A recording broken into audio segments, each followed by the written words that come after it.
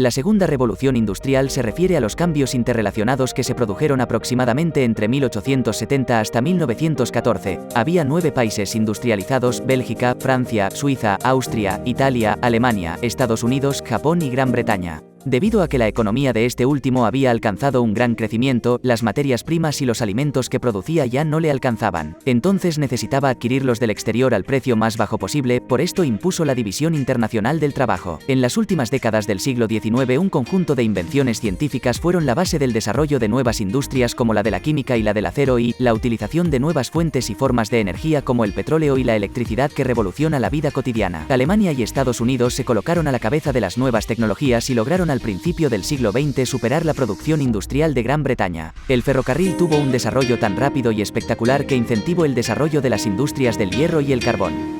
Los trenes se extendieron a ritmo vertiginoso a través de las naciones que iban incorporando a la industrialización. Gran Depresión es llamado al fenómeno que se produjo entre 1873 y 1890, en el cual se produjo una fuerte retracción en la economía. Se manifestó con una fuerte baja de los precios en la producción agrícola e industriales y una fuerte retracción en el comercio. Ante la crisis, los estados nacionales empezaron a intervenir en las economías con políticas proteccionistas, excepto Gran Bretaña, que siguió expulsando el liberalismo.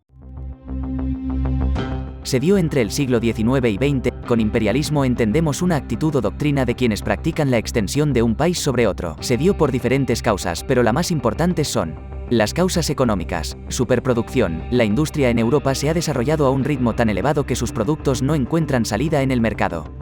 El proteccionismo. Todos los demás países menos Gran Bretaña irán implantando medidas proteccionistas, es decir, que imponían a las aduanas unos impuestos a las mercancías extranjeras.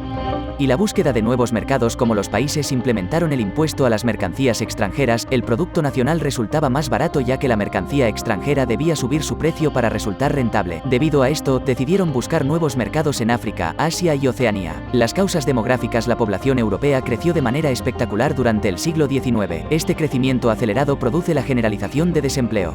Causas políticas. La mayor parte de los políticos europeos de esta época pensaban que sin colonias no sería poderosa su nación. Debido a los numerosos roces entre países, Gran Bretaña y Francia buscan ordenar el reparto. Entonces Alemania, a través de Otto von Bismarck, convoca a la Conferencia de Berlín a los países interesados en África para así organizar el reparto de tierras. Sin embargo, a pesar de ser la mayor promotora, Alemania salió muy perjudicada al recibir pocos territorios.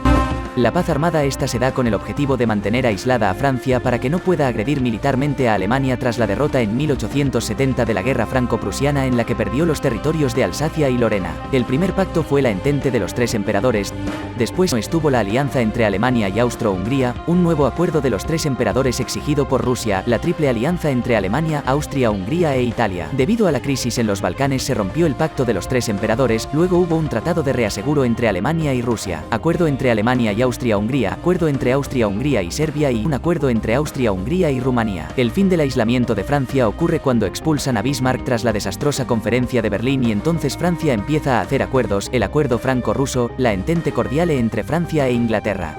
El 28 de junio de 1914 asesina al archiduque Francisco Fernando y a su esposa en Sarajevo, capital de Bosnia-Herzegovina. El grupo terrorista Mano Negra se adjudica el crimen y Austria-Hungría acusa a Serbia de financiar el grupo. El ultimátum que le da Austria-Hungría a Serbia dura un mes, pero esta lo rechaza. El 28 de julio Austria-Hungría le declara la guerra. Rusia activó la alianza que tiene con Serbia para defenderla, pero ocasiona que se activen todas las alianzas de la paz armada.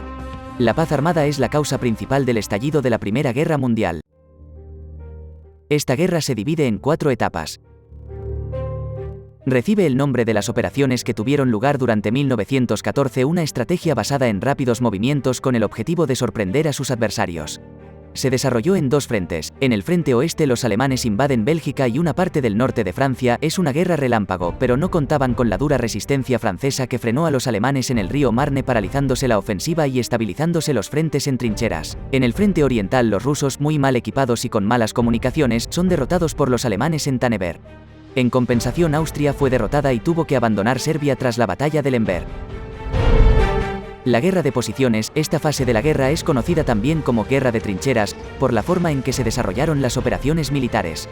Abarcó los años 1915 y 1916 y movilizó a los ejércitos en líneas de trincheras que se extendieron a lo largo de cientos de kilómetros.